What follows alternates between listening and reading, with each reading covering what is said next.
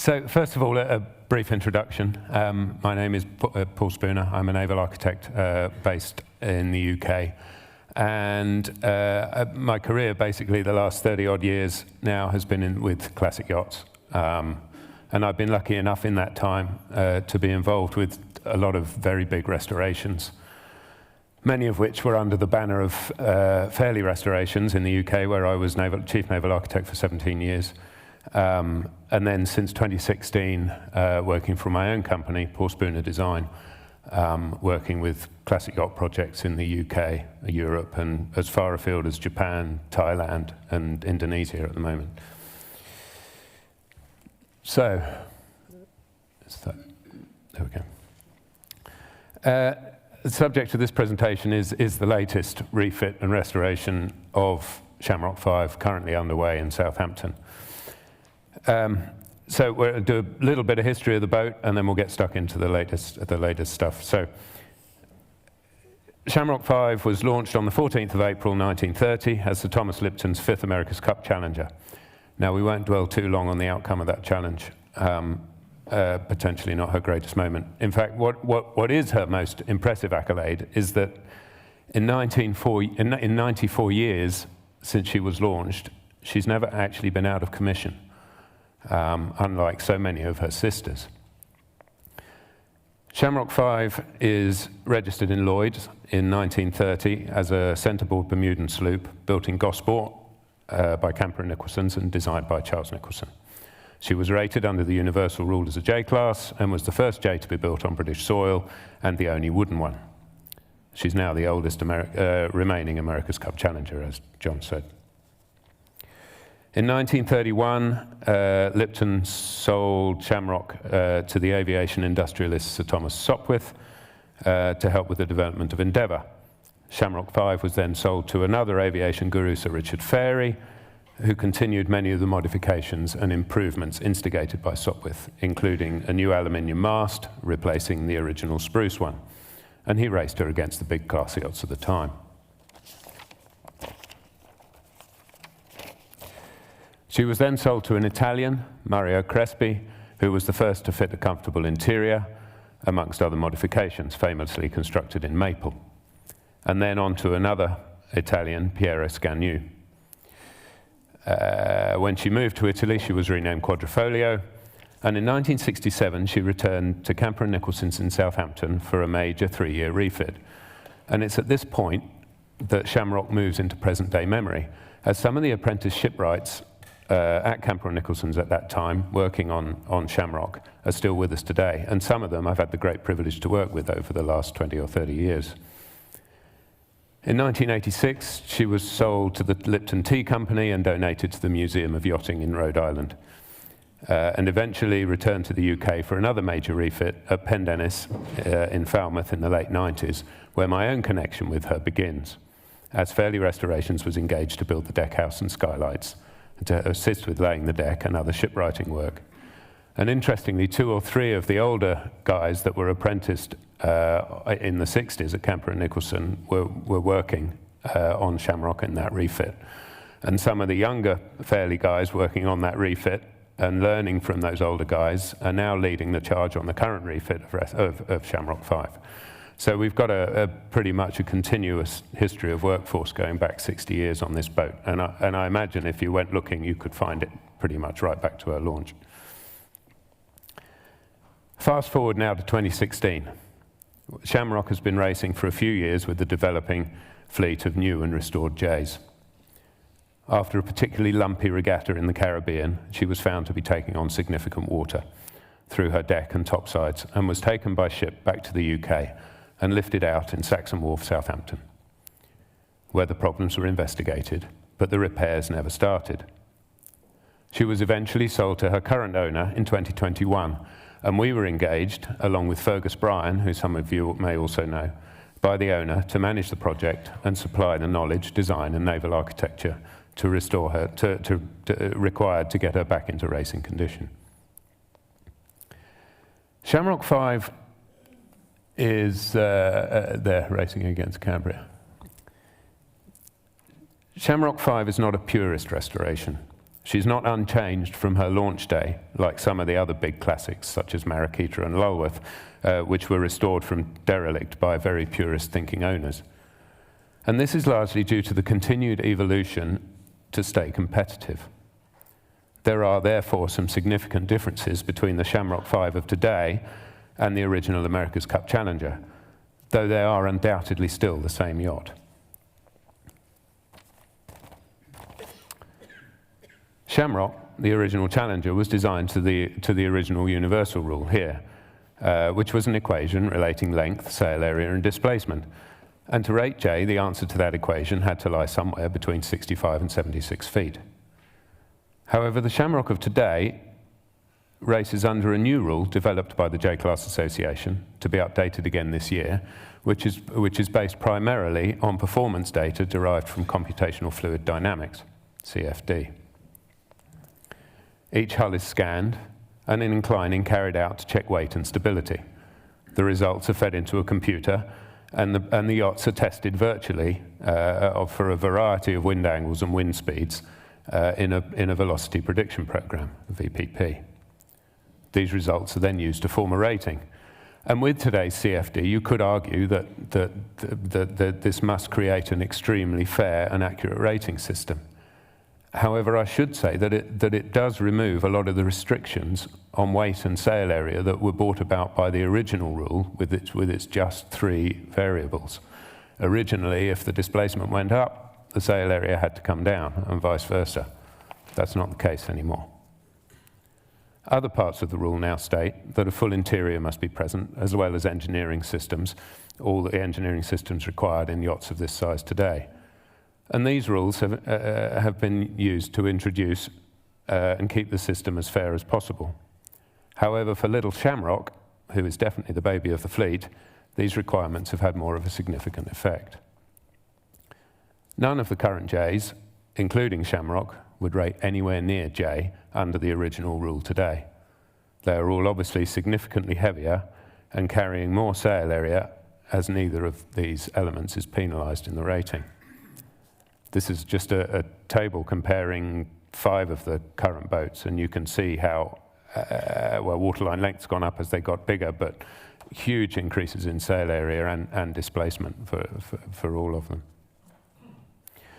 And with extra weight and larger rigs, the most significant side effect is greater rig loads, exacerbated by modern carbon sails and low stretch running and standing rigging, all factors that the new Js have been designed to withstand. And Valshida and Endeavour cope with very well because of their steel hulls, which are now welded rather than riveted.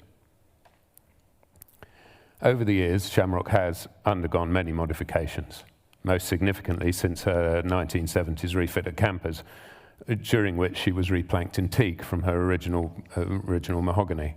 And the lower part of her steel hull was plated in to form integral tanks. This is an old Campers drawing that we found, where you can see that they plated in and made integral tanks. This work was continued at Pendennis in the late 90s, when the tanks were extended, the lead keel removed, and the entire lower section of the hull was plated in, the ballast then being melted and poured back into the resulting box. Further steel work was fitted in the form of a replacement stern post, the lower part of the stem, and a stainless steel rudder was fitted in place of the original wooden one. A steel plate sole and bulkheads were fitted around the engine room to create an A60 boundary, as well as the steel watertight bulkheads forward of the saloon, and a lot of strengthening added to the deck to support the new hydraulic winch package and higher rig loads.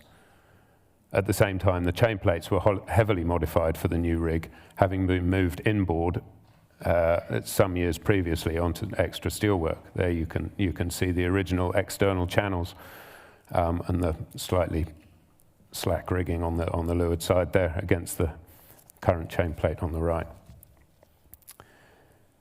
So that's enough background and history. Let's jump to 2021.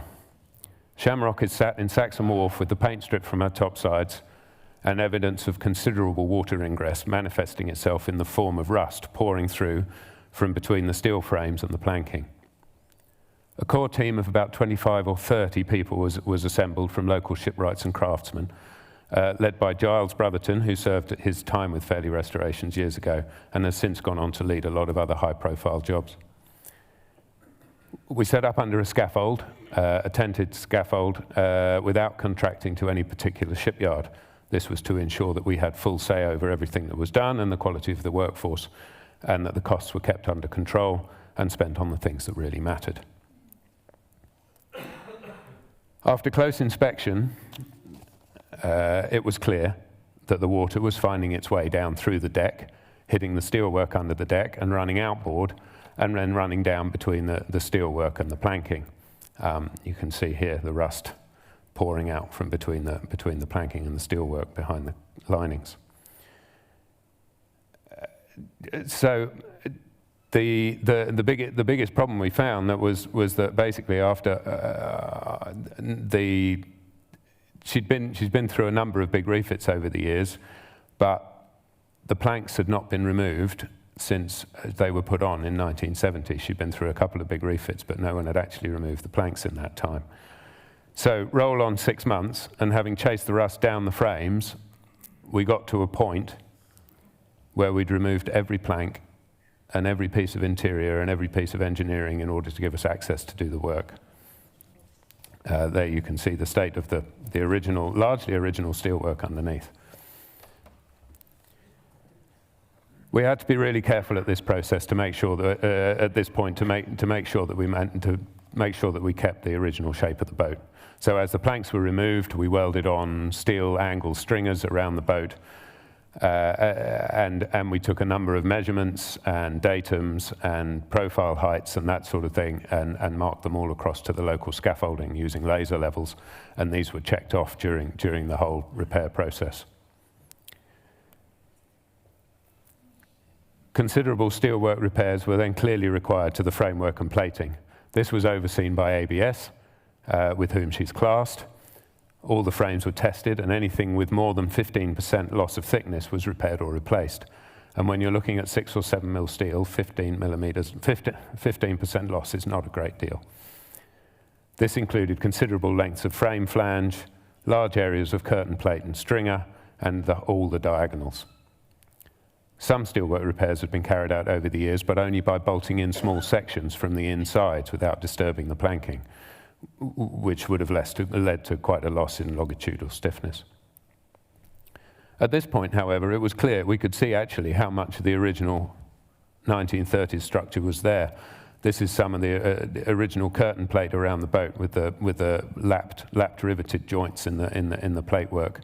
That's all still in there now, and the holes in that plate there are for the planking bolts that we reused the same holes. Everything went back in the same place. Here, the bit on the left there is not on board anymore. That's the very front of the steel deck underneath the deck planking. But interesting, you can see there the 2 riveted strips there are the remains of the original forestay chain plate, which has not been used for a long time. And on the right there, the deck collar from the mizzen mast, now buried underneath the owner's cabin deck head, but where the mizzen mast was dropped in for that first transatlantic delivery for the America's Cup Challenge. The likely reason for the failure in areas of the hull, therefore, can be put down to a heady mix of higher loadings and heavily degraded steelwork and fastenings. And one of the clear priorities of this restoration was to systematically reinstate the hull strength and stiffness to allow her to remain competitive in the current J-class fleet. By this point, it was clear that the project had grown, as always, beyond its original scope and expectation.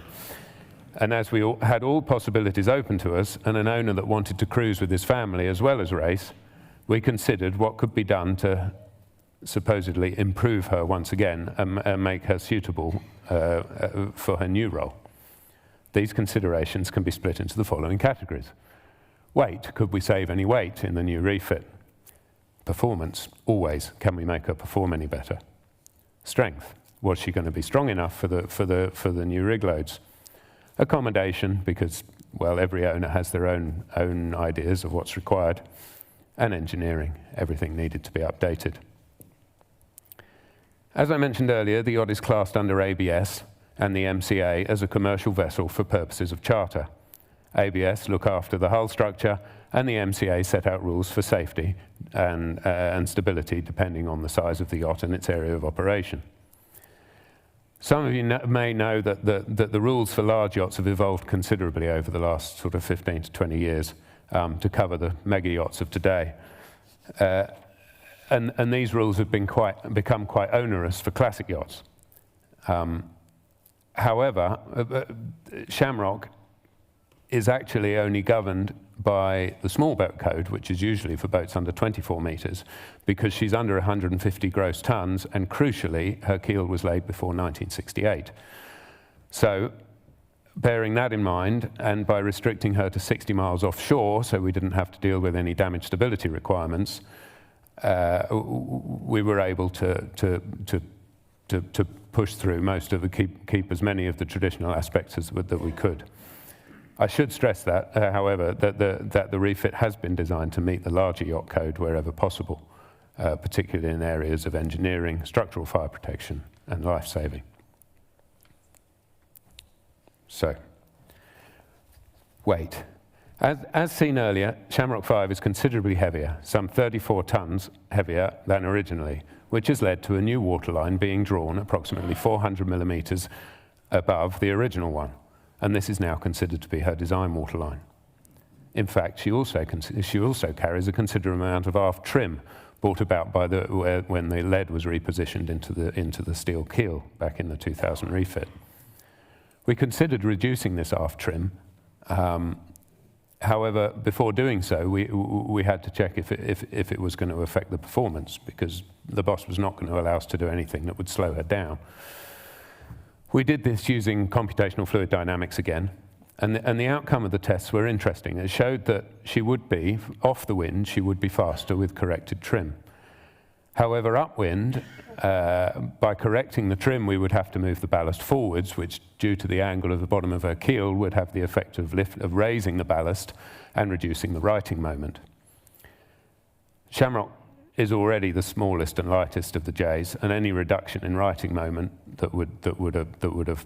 basically would mean she'd have to reef before the other J's was obviously going to be detrimental. So it was decided to leave that ballast where it was. As we reach the end of the project, it has become clear that we've not managed to reduce the weight very much at all. There's been some redundancy in the hydraulic system we've removed, and the battery bank powering that hydraulic system has been updated and streamlined. The electrical system and wiring has been updated, and a considerable amount of lead sheeting used for sound insulation around the engine room has been reduced. The stainless steel rudder that I mentioned earlier on, we've replaced the lower part of that, some 70% of its volume, with timber. Yeah, who'd have thought it? A wooden rudder might be better. We've saved nearly 300 kilos by going back to a wooden rudder, which gave me particular pleasure. And yes, we've removed some weight from the marble bathrooms as well by going to a honeycomb core marble. There's a picture of the new part of the rudder. The grey part in the photo there is now timber, and we left the top part as it was because of all the mechanism that was connected to it. Shamrock V's hull structure is a traditional composite hull structure, employed quite regularly between the late 1800s and the 1930s on yachts.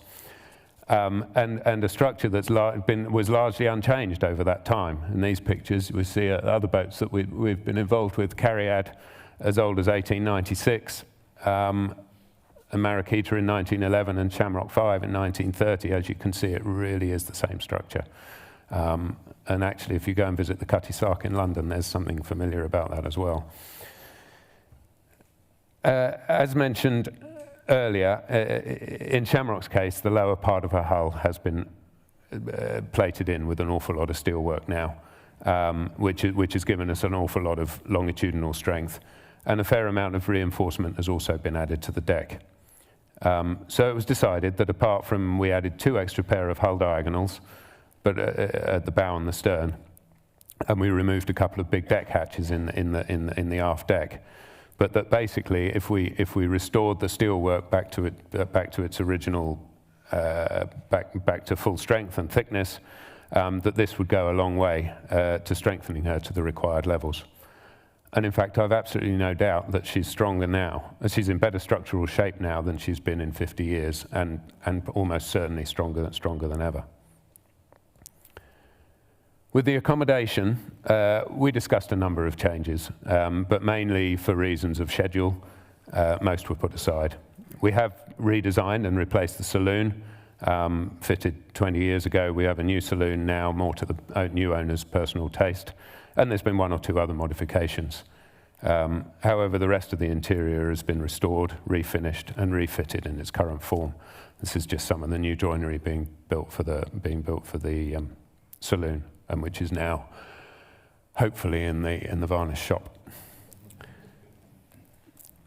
On the engineering side, the engineering has been led by the yacht's chief engineer, Jack McNally, and 5 or 6 other engineers. And the electrics and the hydraulic installations have been subcontracted to local companies under our and Jack's supervision. The overall engineering of the arrangement has also remained mostly unchanged. However, the process of removing, servicing, and refitting everything has allowed us to fit all clean, fresh insulation, replace piping and wiring, and any worn-out pumps and other systems. However, there have been 1 or 2 notable modifications. We fitted a retractable bow thruster entirely within the steel-plated part of the hull, so as to not disturb any planking. She's been completely rewired. She's been completely replumbed. All the batteries have been changed for more modern, lightweight lithium-ion batteries. The shafts and stern gear have all been removed and refurbished. The engines have been completely rebuilt, rather than replaced, which potentially would have been cheaper, however, to minimize extra structural and engineering works required to fit new ones. We've got smaller, lighter generators, and she's got an autopilot for the first time. We've got load sensors on all the rigging, and the bow fitting for the forestay has been redesigned to take a load-sharing system for the jib to try and reduce headstay sag without increasing rig loads. And the fire safety of the yacht has been brought up to current regulations. So, I have a quick run through before we completely run out of time. What have we been doing for approximately 60,000 hours in the last 2 years? Well, as described earlier, the hull was stripped of interior, engineering systems, and planking. The steelwork repairs were carried out after a full thickness survey, including extra diagonals, an aperture for the bow thruster, and maintaining as much original or otherwise steelwork as possible. The entire steel skeleton was shot blasted and painted. The hull planking was repaired. All edges were repaired to ensure tight caulking seams, and the top 4 strakes were joined together into longer lengths to give us a little bit more stiffness in the longitudinal direction. All these planks, bar 1, were the same ones fitted in 1970 at Campers. The deck edge and bulwark areas were repaired and replaced. We'll skip that bit. All deck fittings were removed, NDT'd, and refurbished and replaced as necessary. Running backstay pad eyes were upgraded due to distortion, and a new stem was built, laminated from Iroko, to replace the heavily degraded woodwork of what was the original one still in place. The stem bolts and counterbolts were all replaced in bronze, and all the planking was refastened using 6,500 new nickel aluminium bronze custom cold forged bolts, complete with isolating washers where they go through the steel. The hull was caulked and splined. The hull below the waterline was then resheathed in GRP for protection, and the whole lot was faired and painted, mostly using 2-pack paint, apart from the last gloss on the top sides, which will be brushed in single-pack paint for that perfect look, before the cove line and carvings are gilded. There are new covering boards and bulwarks, and the capping rail have been refitted. There's new forestay and backstay chain plates. We installed the bow thruster and the new rudder. And whilst this was going on, we reinstalled all the engineering. We restored and refinished the interior, and we built and installed the new saloon. The mast and boom were repaired and repainted, and the high-load rig fittings were tested and replaced as necessary. There still is an awful lot of painting and varnishing to be done. So the current proposed launch date for Shamrock V is now May the 9th this year, which is not far away, on a high spring tide, after which she's going to lie alongside for a few weeks in Southampton until we've got all the engineering systems commissioned. She'll then move downriver, away from the yard and under the Itchen Bridge, out to the open sea. That's a crucial move as the mast height is somewhat higher than the bridge. Once the rig is installed, we'll carry out an inclining test, partly for the rating and partly for the stability booklet and the MCA and ABS registration. And from here, she'll conduct sea trials and some crew training in the Solent under her new captain, Jason Beacon, before heading south to the Med, where some 94 years after she first competed for the America's Cup, she will still be racing competitively with the other J's, thanks to this ongoing program of repair and development that she's undergone over the last umpteen years, and which we've been honoured to be part of. Thank you.